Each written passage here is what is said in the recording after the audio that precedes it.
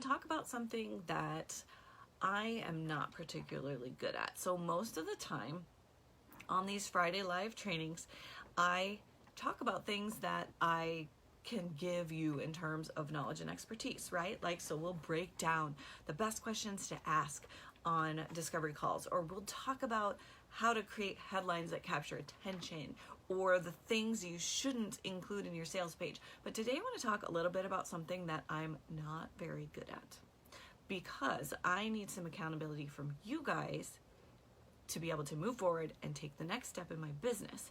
So I have this piece of paper right here.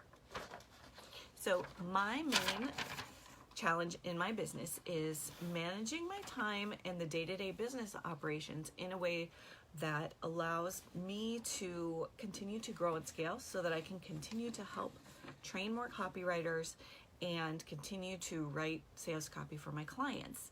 And right now I'm at this place where I'm to the top, right? Like I have a full load of clients.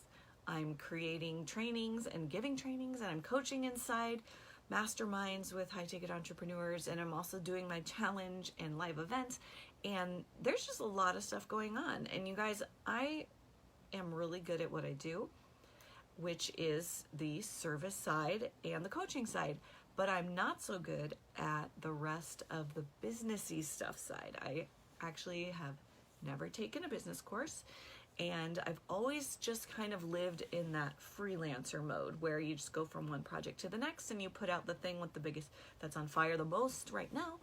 And that's not going to work continuing forward with where my business is going.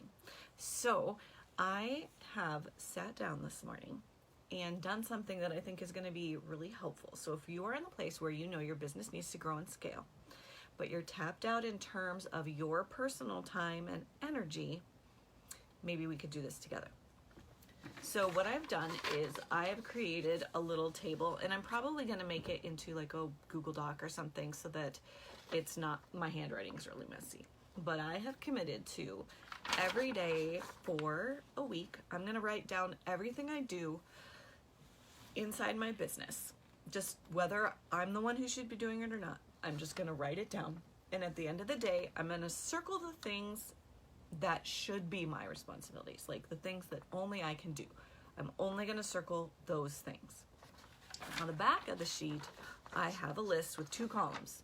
The first column, I'm going to drop the things I should not be doing. So these are things that I do that wouldn't have to be me. They're things that I wouldn't have to be spending my personal time and energy on because this could be outsourced. This column here, I'm going to drop the things that I should be doing. So these are things that either only I can do inside my business because only I live inside my brain, or the things that I need to be spending time and energy on that I'm not because I'm too busy doing these things.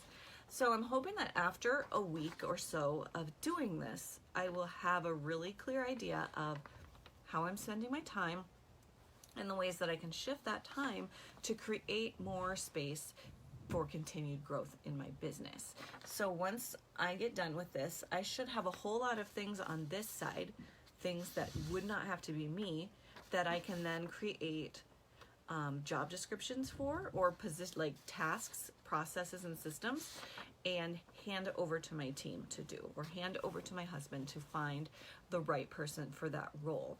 So my husband works inside my business with me, and I'm seriously, I'm not even good at like handing over things to him. And he's like the closest inside my business besides me. So also need to get better at doing that. But he takes care of like the scheduling. He is the first point of contact. And I just go ahead and do some of those things sometimes because I just tell myself, oh, it'll only take a second. It'll only take a minute. But how many minutes like that do I lose during a day where I could be working on a client project or something? So that is my path ahead as far as productivity and tasks this week. I'm going to write down everything I do inside my business for my business. And then I'm going to categorize it by things I should be spending my time on, things that someone else could be doing. So I really think this is going to be an eye-opening exercise for me because I've always been pretty independent and I pride myself on being able to do a lot of things. But when it keeps you from growing, then really you're the biggest roadblock in your own way. So those are things that I'm wrestling with and coming to terms with now inside my business. And I want you guys to ask me how it's going. I want you guys to pop in and be like, hey, Krista, are you still writing down everything you're doing inside your business this week? How's it going? What are some of the things that you are doing that you should not be doing? Because it's that accountability that really keeps me on task. If I have to report to someone else what I'm doing that I shouldn't be doing, it's going to make me think twice before I do those tasks. I know a lot of this is going to result in me having to set more of a vision ahead. So for instance, I wouldn't have to create my own graphics, but I do because I don't work ahead enough as far as what my weekly content is going to be able to hand that over to someone else and say, hey, I need 60 graphics for stories and posts. It just needs to go out, and so I'll just do it like on a Sunday. Well, I could be spending time with my family, or I could be, taking Sunday off instead of spending 8 hours with the content and the graphics and scheduling posts and all of those things. So that's just an example of something that I do that wouldn't have to be me. Also on here are my membership site work. So when I break out a course or set something up that's new, I'll go in there and clone things and create things. Well, I have somebody that does that. Like my web developer, I pay for the maintenance plan to do those things, and yet I do it because I don't look ahead far enough to plan that. So maybe part of my problem is that I just operate by the seat of my pants, and I need someone to be like, no, we need to write out, here are all of the tasks that need to be done the next 30 days. That might be good.